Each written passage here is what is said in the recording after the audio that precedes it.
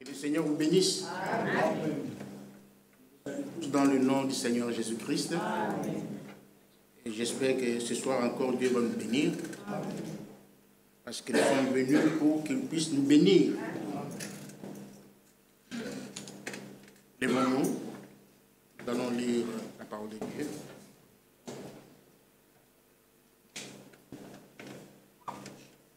Actes chapitre 2.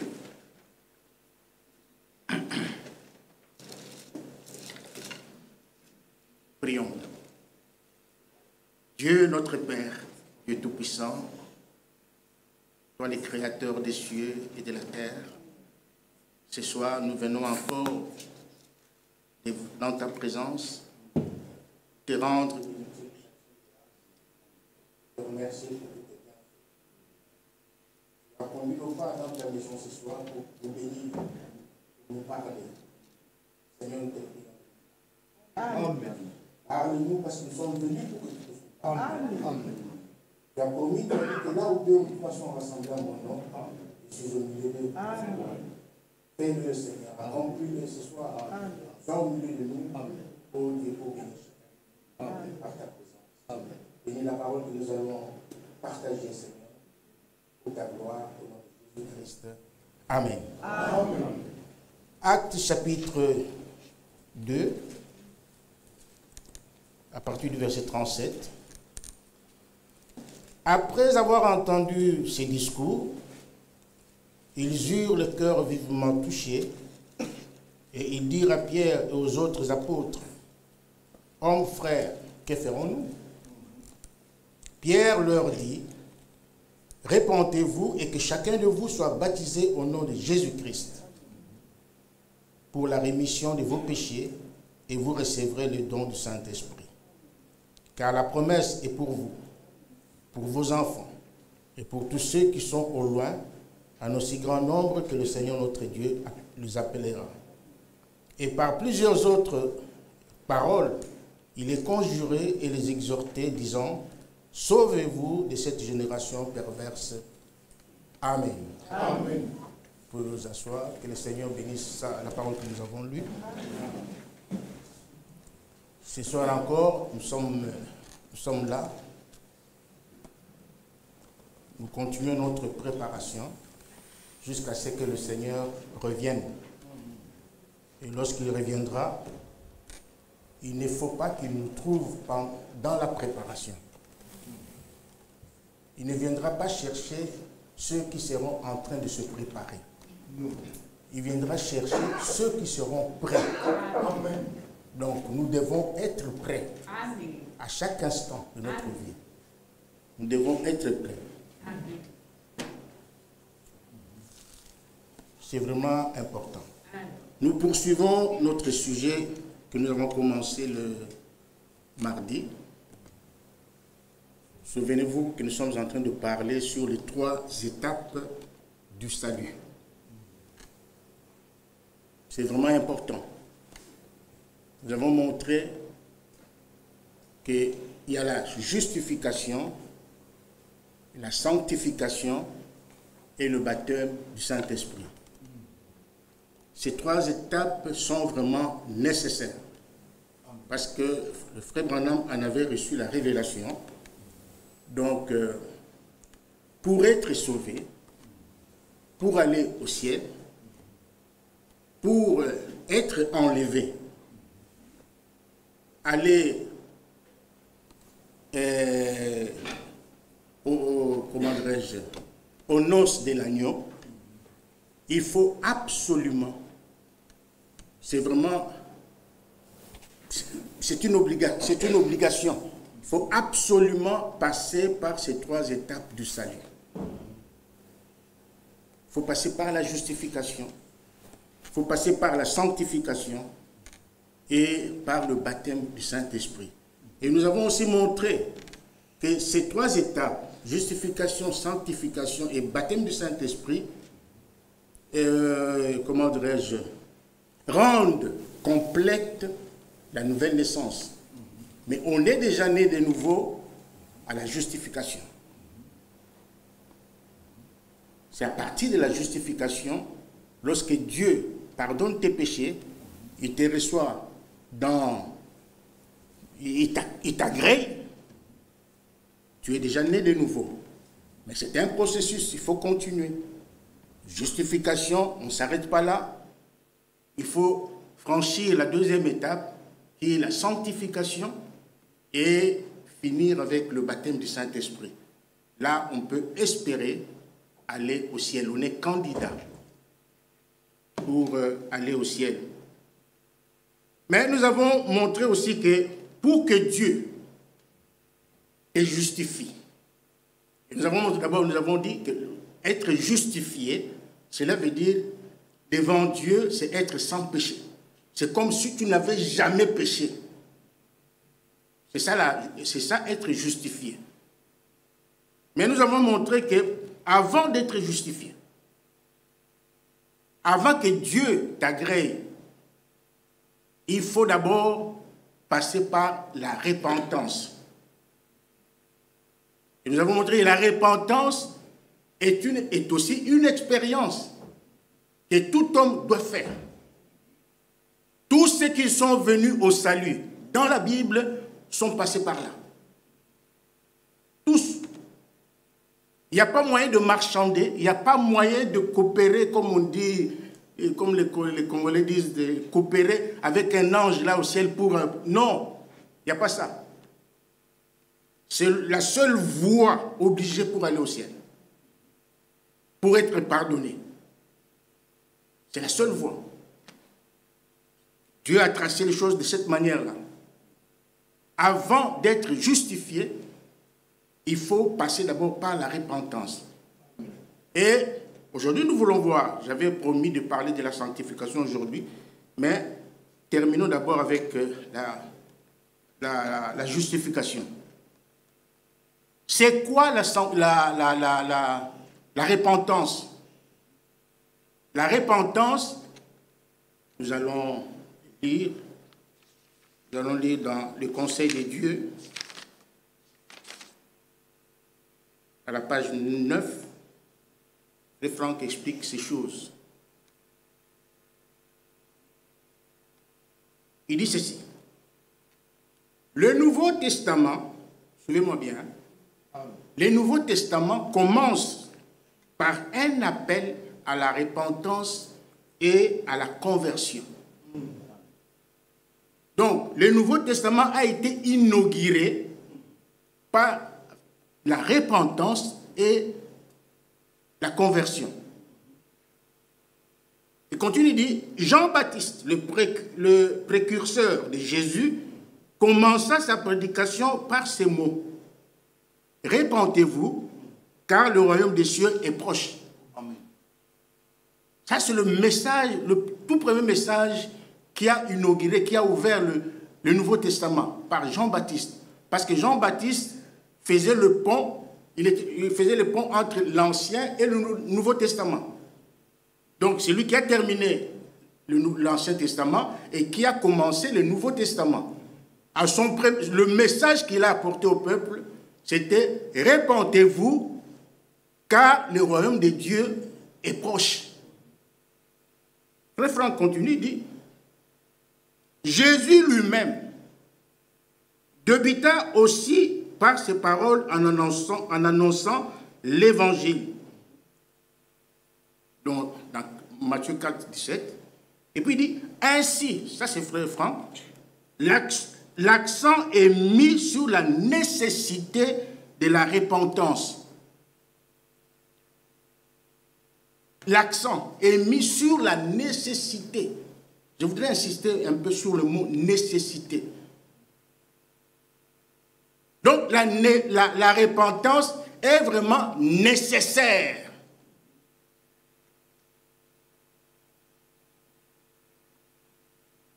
Et puis il continue, il dit, la repentance n'est pas à confondre avec la pénitence, mais c'est un regret sincère d'une vie menée à l'encontre de la volonté de Dieu.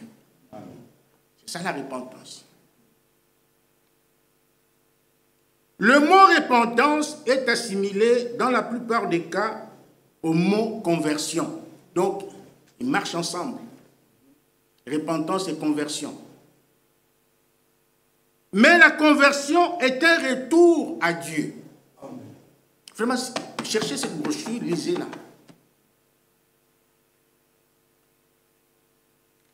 Mais la conversion est un retour à Dieu. Par la proclamation de l'Évangile, l'homme est appelé à revenir à Dieu. Il se reconnaît pécheur, regrette ses fautes et implore le pardon de Dieu. C'est ce qui s'est passé le jour de la Pentecôte. Ces gens ici avaient, la Bible dit, après avoir entendu le discours, ce discours, en d'autres termes, après avoir entendu l'évangile du salut, ils ont reconnu leur mal, ils ont reconnu leur faute, ils se sont reconnus pécheurs d'avoir crucifié, d'avoir fait crucifier, d'avoir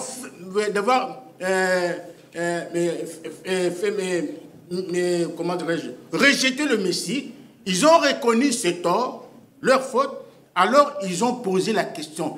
Donc la Bible dit qu'ils avaient le cœur vivement touché, pas la tête, mais le cœur était vivement touché. Ils se sont reconnus pécheurs et ils ont posé la question à Pierre et aux autres apôtres. Hommes, frères, que ferons-nous? Que ferons-nous? Donc, ils étaient là, paniqués, parce que, oh, nous sommes des pécheurs, nous avons commis une grosse bêtise. Mais que ferons-nous, Pierre? Alors, la réponse de Pierre, Pierre n'est pas allé par 4 chemins. Pierre leur a répondu comme ceci. Repentez-vous. Donc, Jean-Baptiste est venu avec le message de repentance. Jésus est venu avec le message de repentance. Mais là, Pierre aussi apporte le même message. Il dit, repentez-vous. Il n'a pas dit, allez à l'église tous les jours. Il n'a pas dit, faites des prières. Non, il a dit, repentez-vous.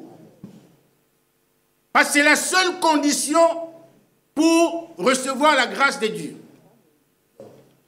C'est la seule condition pour être pardonné.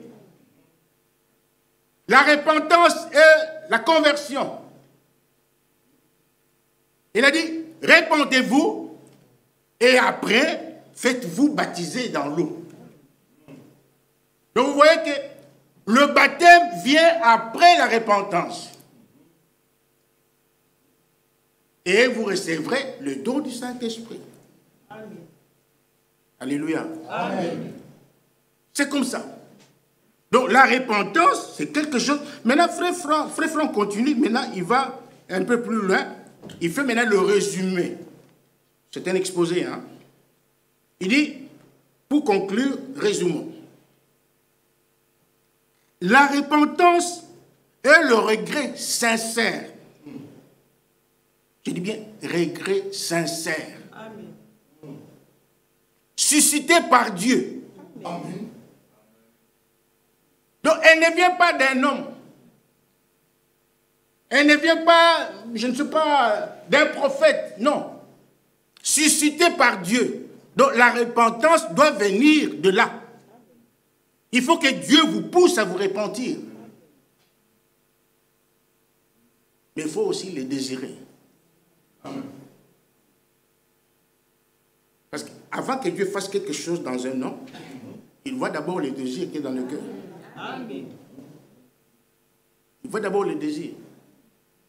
Parce que la Bible, quelque part, il est dit, et on dit, que Dieu donne selon le désir, le désir du cœur.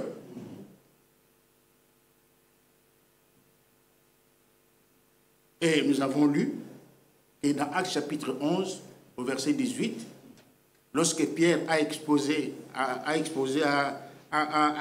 à raconter ce qui avait été fait dans la maison de Corneille, les disciples, la Bible dit qu'après avoir entendu Pierre, ils comprirent que Dieu avait aussi donné la repentance aux païens pour qu'ils aient la vie.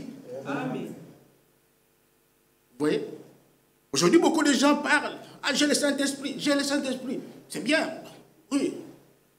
On ne refuse pas. Mais il faut passer par ces 3 étapes-là. Vous voyez? Alors il dit, et c'est important, même pour tous les jeunes, vous tous, hommes, femmes, vieux, jeunes, tout le monde qui veut aller au ciel doit passer par là. Donc la repentance et le regret sincère, suscités par Dieu, pas une fabrication locale, pas une repentance fait maison, mais suscitée par Dieu. C'est une expérience. C'est une expérience.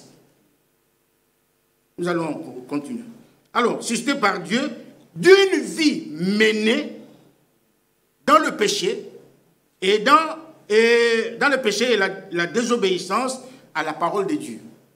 C'est-à-dire qu'il s'agit d'un changement de sentiment. Amen. Amen. Il ne s'arrête pas là. Maintenant, il parle de la conversion. Il dit, la conversion, par contre, est un changement de direction réelle. Vous vous repentez, vous regrettez votre vie d'autrefois, vous regrettez cela, mais vous n'allez pas aussi vous arrêter là. Vous devez maintenant changer de direction. Parce que lorsque vous, avant de vous repentir, vous marchiez sur une voie là qui n'était pas une voie correcte, qui n'était pas la voie de Dieu. Vous serviez Satan, vous serviez le monde, vous viviez comme les païens aujourd'hui. Mais lorsque Dieu, vous avez rencontré Dieu, vous avez reçu, vous avez entendu l'évangile du salut, maintenant vous reconnaissez que vous êtes pécheur, vous vous repentez, mais vous n'allez pas rester là, vous allez changer de direction. Amen. Alléluia. J'allais comme ça, maintenant je vais comme ça. C'est ça le changement de direction. Amen. Et ça se fait comment? Vous étiez parti, arrivé jusqu'à un certain niveau, vous rencontrez Dieu, qu'est-ce que vous faites? Vous retournez en arrière, vous faites marche arrière pour prendre la bonne direction. C'est ça la conversion. C'est un changement de direction réel opéré à partir d'une conviction de foi personnelle. Elle est un retour à Dieu par la foi en Jésus-Christ. Amen. Nous avons dit que c'est par là que commence la nouvelle naissance. Et il dit, la nouvelle naissance est le renouvellement et la régénération intérieure. Amen. Opérée par Dieu lui-même dans l'homme revenu à Dieu par la repentance et la conversion. Amen. Ne jouez pas avec votre salut, mon frère, ma soeur. Prenez votre salut au sérieux. Amen. Amen. Jésus-Christ revient bientôt. Amen. Nous devons faire des expériences surnaturelles. Amen. Celui qui veut aller au ciel doit faire une expérience avec Dieu. Ce ne sont pas des choses imaginaires. Non. Ce ne sont pas des choses imaginaires. Il faut vraiment... C'est du vécu.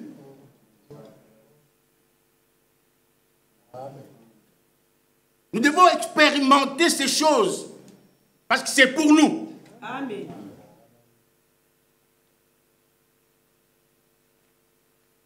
Lisons 2 Corinthiens chapitre 7.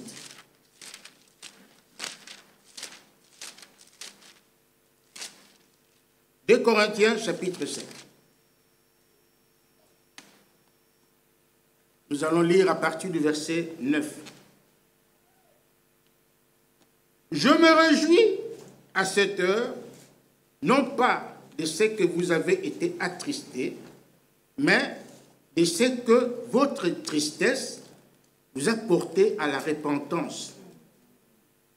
Car vous avez été attristés selon Dieu.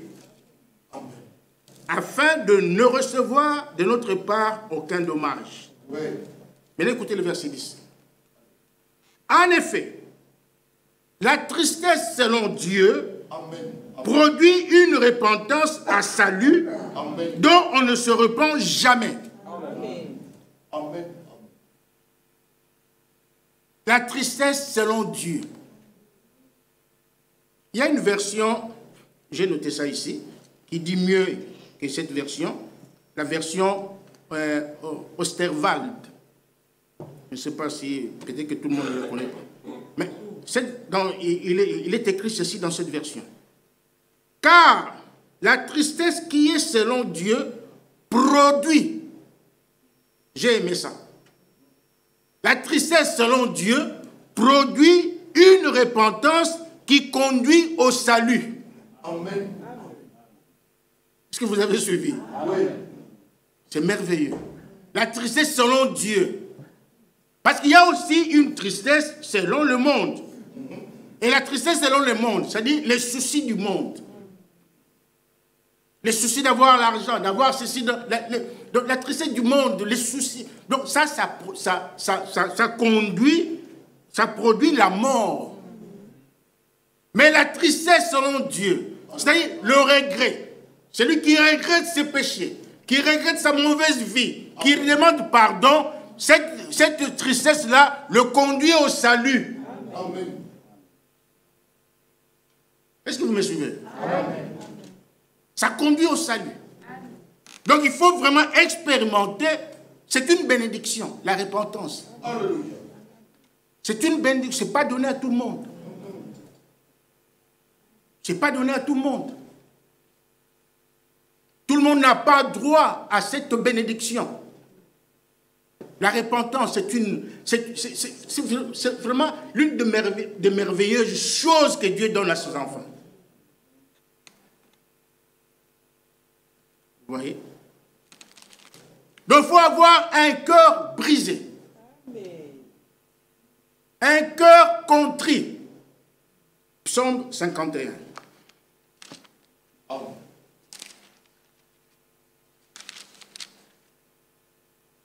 Psaume 51. Nous allons là voir un homme qui a vraiment compris ce que c'est le salut. Un homme qui a compris vraiment la volonté de Dieu, qui avait commis péché. Il s'agit de David, qui avait tué quelqu'un et qui a pris la femme de cet homme-là. Donc il avait commis un double péché. Il a commis un adultère et puis il a commis un meurtre. Alors, la Bible nous dit, il commence à faire sa cause. Il s'est repenti et il fait une prière à Dieu. Verset 3. Ô Dieu, aie pitié de moi dans ta bonté. Amen. Selon ta grande miséricorde, efface mes transgressions. Lave-moi complètement de mon iniquité et purifie-moi de mon péché. Amen. Car je reconnais mes transgressions et mon péché est constamment devant moi. J'ai péché contre toi seul et j'ai fait ce qui est mal à tes yeux, en sorte que tu seras juste dans ta sentence. Il a reconnu. Amen. Amen. Il a reconnu que j'ai commis une bêtise. Alors, comment dire? Donc, si tu m'envoies en enfer, donc tu as raison. Si tu me rejettes, donc tu as raison. Parce que moi, j'ai commis un péché. Vous voyez? En sorte que tu seras juste dans ta sentence, sans reproche dans ton jugement. Voici, je suis né dans l'iniquité et ma mère m'a conçu dans le péché. Et plus loin, il dit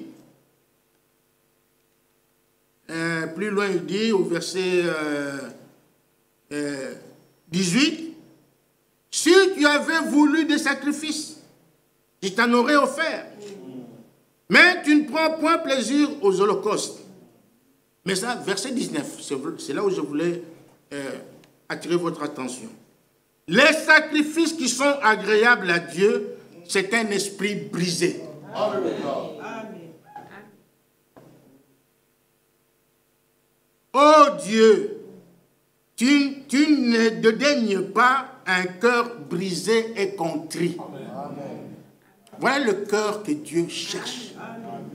Un cœur brisé, un cœur contrit, un cœur qui reconnaît ses péchés, un cœur qui reconnaît ses torts, un cœur qui reconnaît le mal, qui reconnaît qu'il est... Donc c'est ça le cœur que Dieu cherche.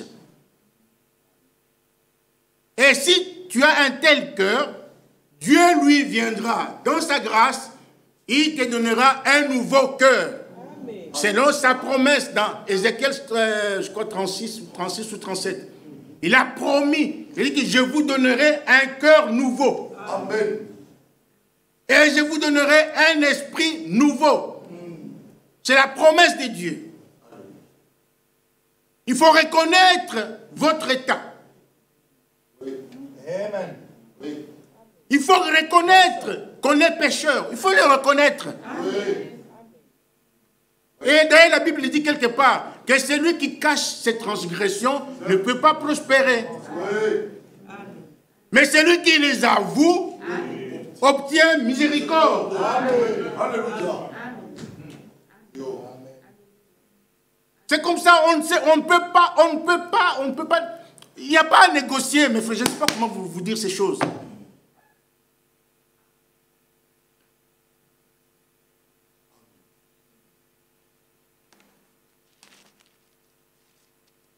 La salle de noces nous attend. Amen. Amen. Et notre sœur Karine a vu. Et dimanche, on va faire un petit commentaire là-dessus. Il faut y aller. Amen. Il faut y aller. Elle est préparée pour nous. Amen. Amen.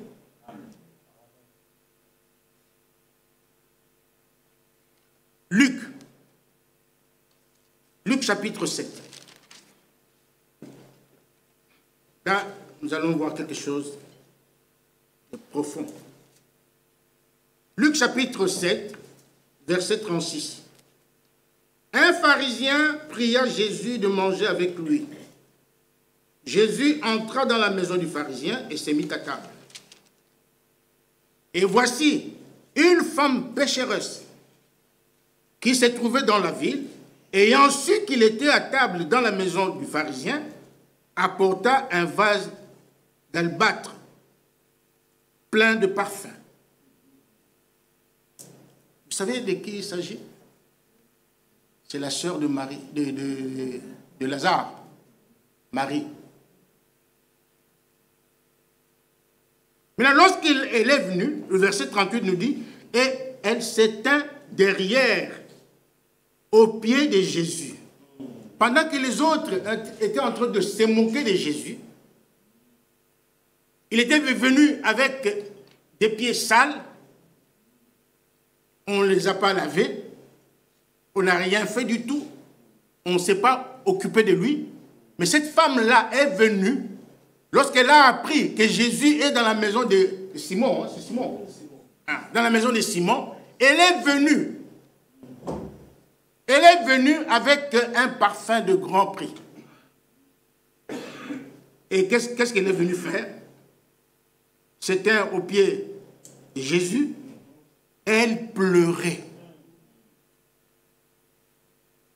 La Bible dit qu'elle pleurait. La Bible, au verset 37, dit une femme pécheresse.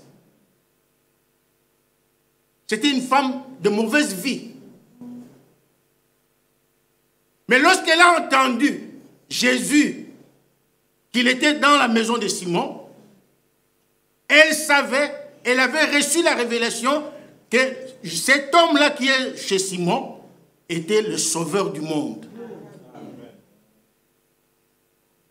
Il était celui que Jean-Baptiste avait présenté au monde. Voici l'agneau de Dieu qui ôte le péché du monde. Amen. Et cette femme-là est venue, pourquoi? Pour qu'elle soit sauvée. Amen. Elle voulait rencontrer les sauveurs. Et la Bible dit qu'elle pleurait. Vous savez pourquoi elle pleurait? Elle pleurait à cause de ses péchés. Amen. Mais aujourd'hui, ce n'est plus comme ça. Les gens pêchent du matin au soir. Ils sont tranquilles. Ils sont à l'aise. Ils viennent même à l'église.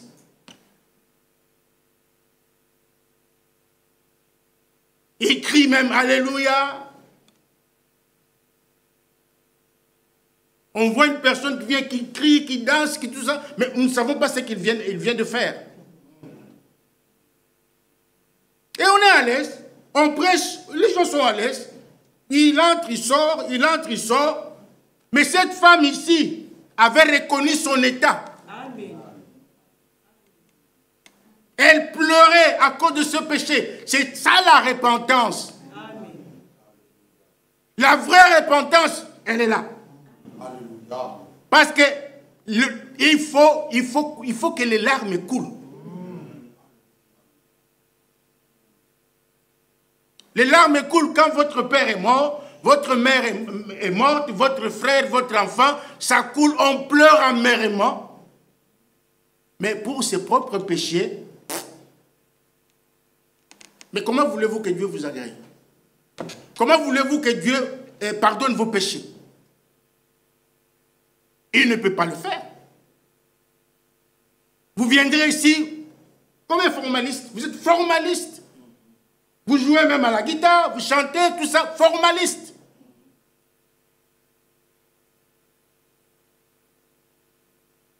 Formaliste. Et par respect, nous vous appelons frère. Par respect, nous vous appelons sœur. Mais en réalité, vous ne l'êtes pas. Vous ne l'êtes pas. Dans le cœur, c'est plein de rapines, plein de critiques, plein de mauvaises choses. Mais on ne s'en répand pas. On est tranquille, à l'aise. Et suivez, la Bible dit quelque part que ces choses ont été écrites pour nous servir d'exemple. Amen. Amen. Pour nous servir d'exemple. Suivons l'exemple de ceux qui ont marché, ceux qui nous ont précédés. Suivons leur exemple. Jésus est réellement venu sur cette terre. Amen. Les gens ont suivi Jésus et ils ont reçu leur salut. Amen. Les gens ont suivi Jésus et ils ont été guéris. Les gens ont suivi Jésus et ils étaient pardonnés. Amen. Cette femme pleurait, elle pleurait, et bientôt elle lui mouilla les pieds de ses larmes, puis les essuya avec ses cheveux, les embrassa et les oignit de parfum. Et cette femme avait trouvé grâce aux yeux de Dieu. Elle avait trouvé grâce. Parce qu'un peu plus loin, Jésus dit, il dit à Simon, il dit, c'est pourquoi je te dis, non, à la femme, c'est pourquoi je te l'ai dit. Ah, il disait à Simon, ces nombreux péchés ont été pardonnés. Vos amens sont faibles. Cette femme a fait l'expérience de la repentance.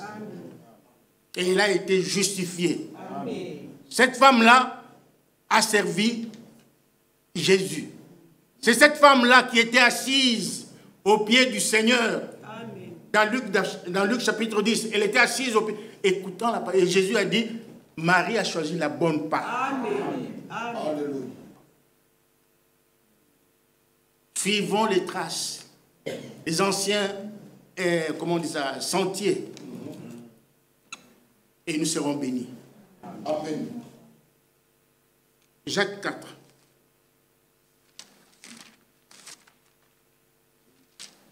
Jacques chapitre 4.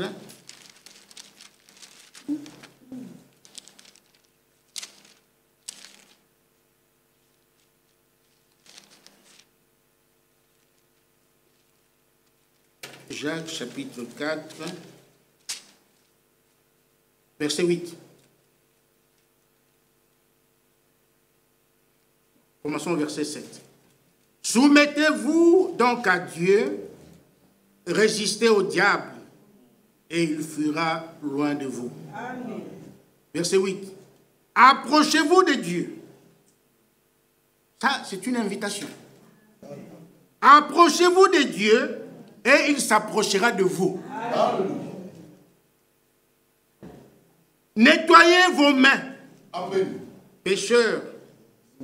Purifiez vos cœurs, hommes irrésolus. Sentez votre misère. Soyez dans le deuil et dans les larmes. Que votre rire se change en deuil et votre joie en tristesse. Humiliez-vous devant le Seigneur et il vous élèvera. Soyez dans la... Sentez-vous dans... Je relis le verset 9. Sentez votre misère. Alléluia. Sentez votre misère. Lorsque vous avez péché, lorsque vous vous reconnaissez pécheur, sentez votre misère. Dieu veut un cœur contrit. Amen. Un cœur brisé. Oui. Il faut que lorsque nous venons ici, même dans les réunions de prière, qu'on entende de pleurs, les gens qui se répandent, qui pleurent. C'est vrai. Mais on n'entend jamais ça.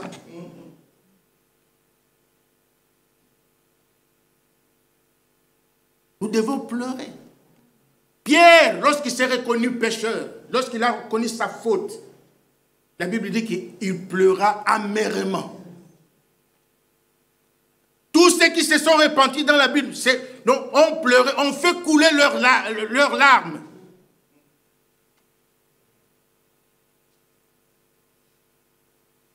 Même, comment il s'appelle, le frère de Jacob, là, comment il s'appelle, hein?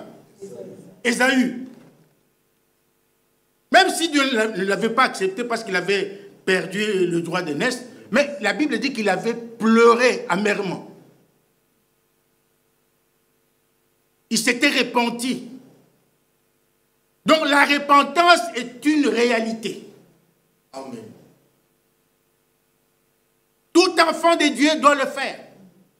Doit passer par là.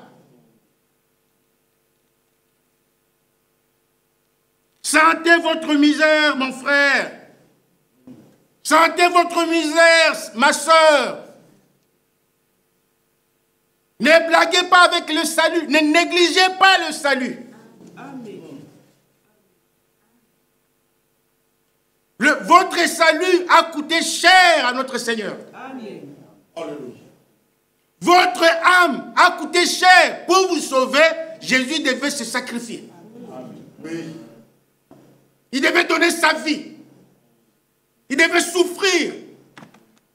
Depuis que le monde est monde, personne n'a jamais souffert comme Jésus. Amen. Dites amen à ça, mon frère. Amen. Mais il faut le reconnaître. Amen. Personne n'a jamais souffert comme Jésus a souffert. Lui, il est Seigneur des Seigneurs, mais pendant qu'il portait sa croix, elle était tellement pesante, on a dû appeler quelqu'un pour l'aider. Est-ce que vous vous imaginez? Lui, il est Dieu Tout-Puissant, venu dans la chair humaine, il s'est humilié, il a porté sa croix pour toi. Amen. Pour tes péchés. Amen. Mais aujourd'hui, on doit te supplier de chanter. On doit te supplier de venir à l'église. On doit te supplier pour ceci, on doit te supplier pour cela. Mais un jour, tu vas pleurer. Un jour, tu vas pleurer. Si tu négliges le salut que Dieu t'a donné gratuitement, un jour, tu vas pleurer. Tu vas le regretter, mais ça sera trop tard. Donc, prenez les choses au sérieux. On ne veut pas faire peur à quelqu'un, non. Nous vous disons la parole de Dieu. Nous vous enseignons la volonté de Dieu. Prenez les choses au sérieux. Sentez votre misère. Soyez dans le deuil et dans les larmes. Amen. Que votre rire se change en deuil et votre joie en tristesse. Lamentation. Lamentation de Jérémie. Oh, mes frères, la vraie repentance entraîne la vraie justification par la foi. Et Dieu nous aide à comprendre ces choses. Lamentation, chapitre 3. Lisons le verset 39. Pourquoi l'homme vivant se plaindrait-il? Vous y êtes? Oui. Pourquoi l'homme vivant se plaindrait-il? Pourquoi? Aujourd'hui, on se plaint, tous les jours. Du matin au soir, on se plaint. Ah, je n'ai pas ceci. Ah, je n'ai pas cela. Je n'ai pas de voiture. Je n'ai pas de maison. Je suis locataire. Je souffre. On se plaint tous les jours.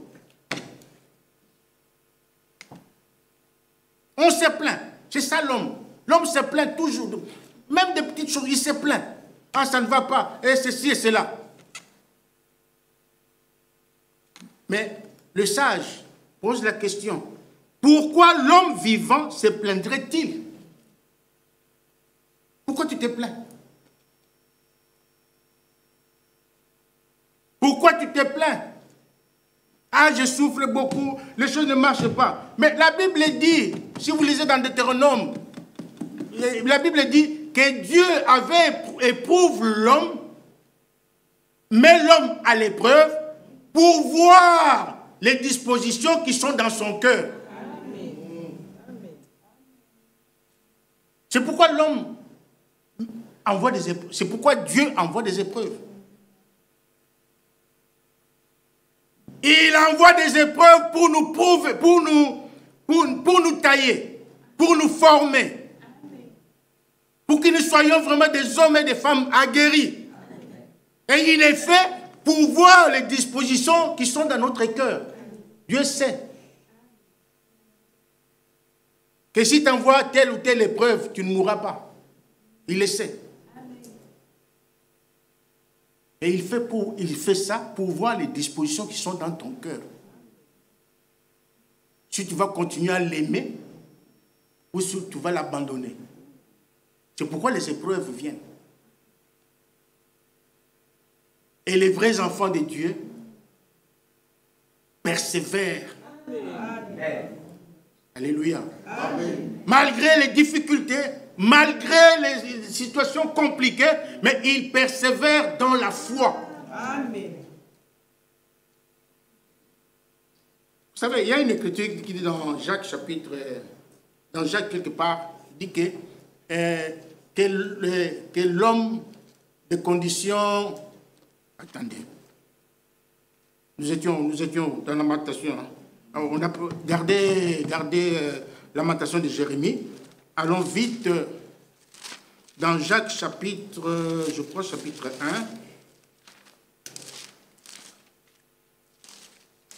1.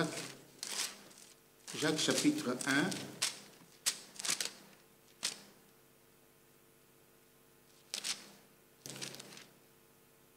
Jacques chapitre 1, verset 9. Pour vous qui vous plaignez. La Bible dit que le frère des conditions humbles se glorifie de son élévation. Amen.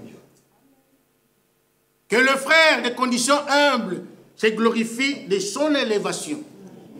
Qu'est-ce que cela veut dire, élévation ici?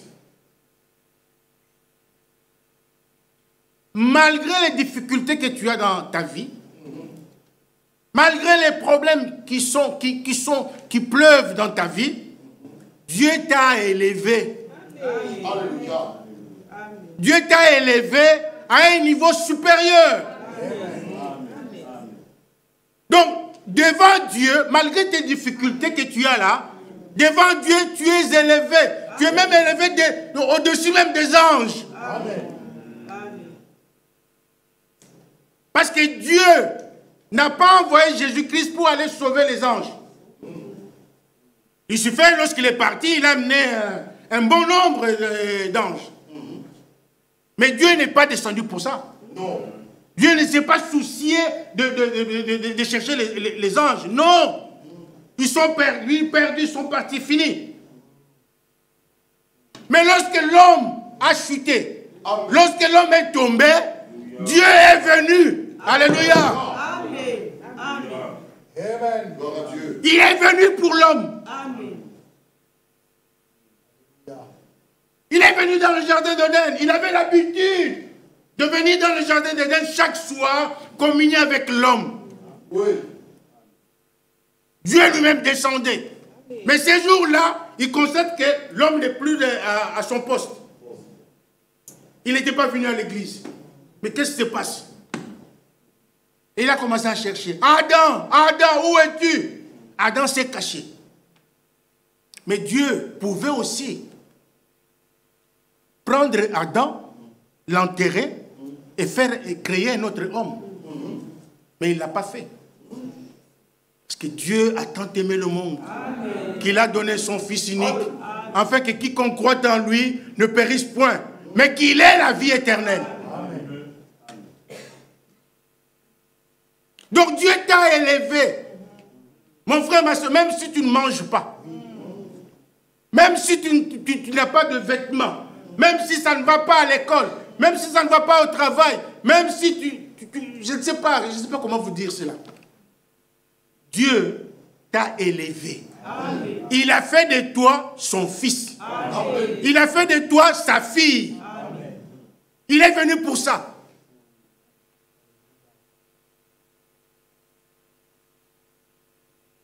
Que le frère de condition humble se glorifie de son élévation. Amen. Qu'en est-il maintenant des riches?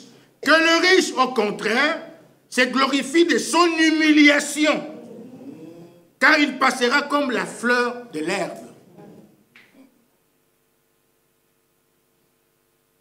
Les hommes riches sont des malheureux. À moins que tu sois un frère ou une sœur, Dieu te rend riche, c'est pour son œuvre. Amen. Mais les hommes riches, dites-moi quel est cet homme riche qui est gentil, qui est bon. Tous les hommes riches sont des méchants. Ils minimisent les autres. Ils marchent sur les autres. Pourquoi? À cause de son argent, à cause de sa richesse. Mais toi, tu es dans des conditions vraiment catastrophiques. Mais réjouis-toi, mon frère. Réjouis-toi, ma soeur. Pourquoi? Parce que Dieu t'a élevé. Et dans 1 Jean chapitre 3, il est écrit...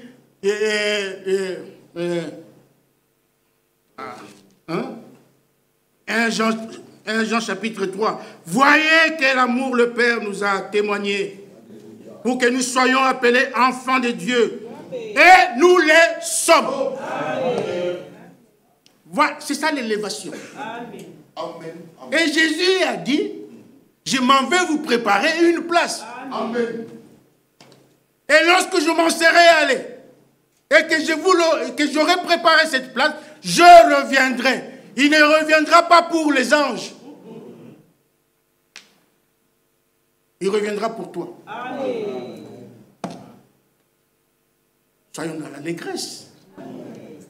Soyons dans la joie, même si on n'a pas mal, même si on a des problèmes. Lorsqu'on entre ici, oublions-les. Amen. Bon, revenons dans Lamentation, et nous allons vers la fin. Pourquoi l'homme vivant se plaindrait-il? Et continue. Que chacun se plaigne de ses propres péchés. Amen. Voilà ce que doit faire tout homme. Ne te plains pas pour les choses du monde. Parce que la tristesse selon le monde produit la mort. Ne vous plaignez pas pour les choses du monde. Je n'ai pas mangé, je n'ai pas ceci, je n'ai pas cela. Jésus dit, cherchez premièrement le royaume des cieux et sa justice. Le reste vous sera donné par-dessus. Mais que chacun se plaigne de ses propres péchés. Chaque jour, nous devons nous examiner. Chaque jour, nous devons nous examiner. Si nous avons fauté quelque part, nous avons péché, nous devons avoir un cœur, comment dirais-je, brisé, contrit. Ah, pourquoi j'ai fait ça? Pourquoi, ah, Seigneur, pourquoi j'ai fait ça? Moi qui suis enfant de Dieu, mais pourquoi ceci m'est arrivé? C'est comme ça que l'enfant de Dieu marche. Amen. Mais vous, vous êtes à l'aise. Vous êtes à l'aise. Vous faites des bêtises, mais vous êtes à l'aise.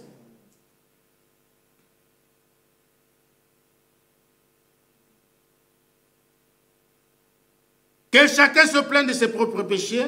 Le verset 40 nous dit, recherchons nos voies et sondons-les et retournons à l'Éternel. Amen.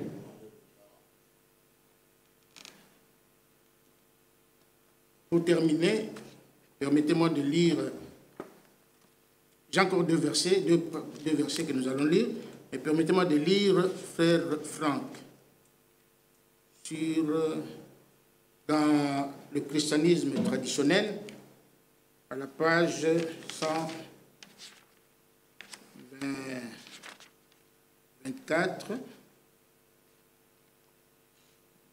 Le thème, c'est la justification. Il dit ceci. Les deux choses sont bien fondées.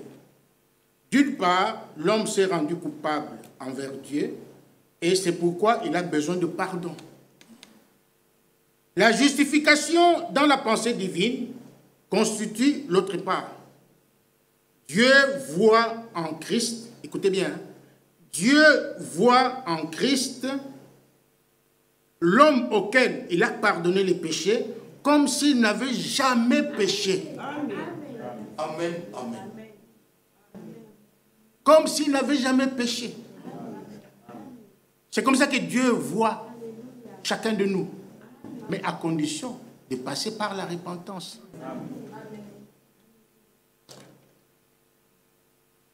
Un proverbe de ce monde dit, pardonner, oui, mais non oublier. Ça, c'est l'homme. L'homme pardonne, mais 5 ans après, il peut... Comprenez? Ça peut lui revenir. Ah, frère Jean-Claude m'a fait ceci, tout ça. Mais j'ai déjà pardonné. Déjà pardonné. Mais ça me revient quand même. Ça arrive à tout le monde. Même 10 ans après. Ne nous voilons pas la face. Même 10 ans après. Mais avec Dieu, ce n'est pas comme ça. Écoutez. Un proverbe de ce monde dit, pardonnez, oui, mais non oubliez. Même si nous nous pardonnons les uns les autres de tout notre cœur, il arrive cependant que souvent nous nous rappelons ce qui s'est passé. Auprès de Dieu, c'est différent. C'est vraiment différent. Amen. Nous allons lire une écriture pour ça.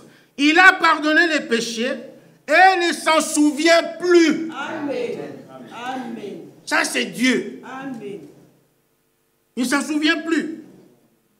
Et puis, il dit quelque chose de très important. Il dit, personne, alors personne n'a le droit de ressortir de la vie d'un homme les choses dont Dieu l'a justifié. Amen. Amen. Amen. Amen. Personne.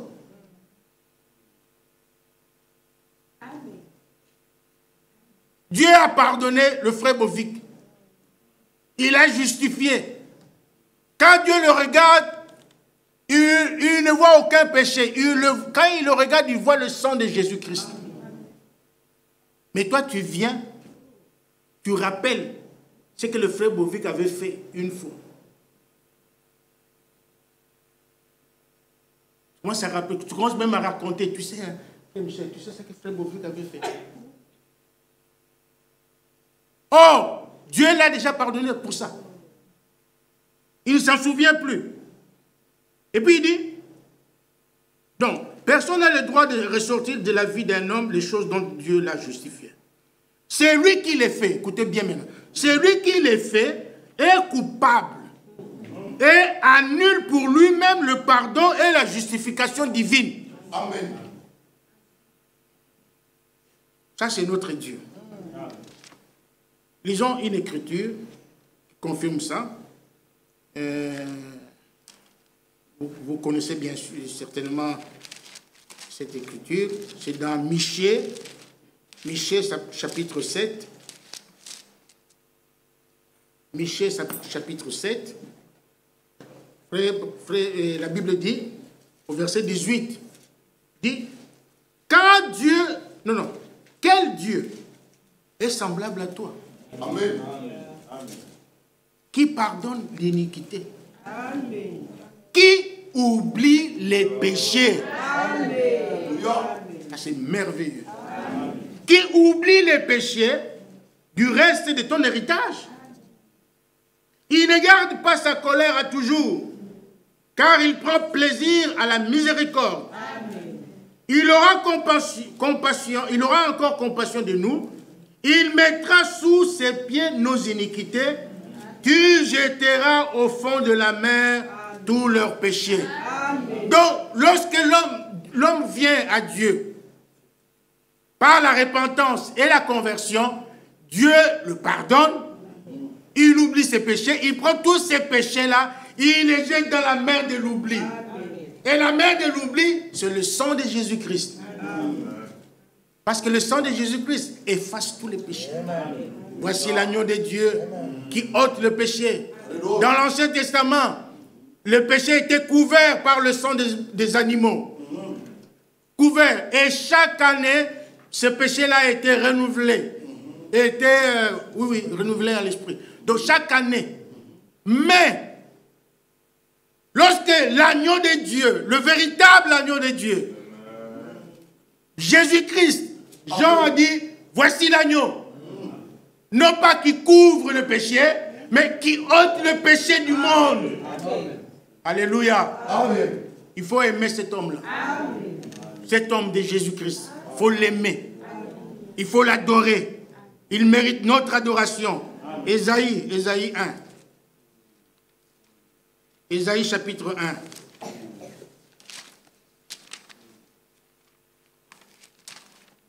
Vous voyez que ce sont des choses que nous connaissons déjà, mais nous les répétons pour notre bien. Ésaïe 1, verset 18. Venez et plaidons. Amen. Dit l'Éternel. Amen. Si vos péchés sont comme le cramoisi, ils deviendront blancs comme la neige. Amen. Alléluia. S'ils sont rouges comme la pourpre, ils deviendront comme la laine. Amen. Venez et plaidons. Amen. Il y a 2 ou 3 jours, il y a eu la neige. Lorsque nous partons, nous marchons dans la rue, nous voyons la neige. Tout le pays est devenu blanc, tout blanc, à cause de la neige. Vous voyez la blancheur de la neige. Lorsque vous elle éblouit même nos yeux. Mais la Bible dit que si Dieu pardonne tes péchés, il efface tes péchés, ils deviendront plus blancs que la neige. Alléluia. Ah, il est bon. Amen. Il est bon. Amen. Il faut l'expérimenter. C'est Dieu. Il est, permettez-moi, j'avais déjà épuisé mes écritures, mais je lis quand même un tout dernier. Supportez-moi. 1 Pierre chapitre 2. 1 Pierre chapitre 2.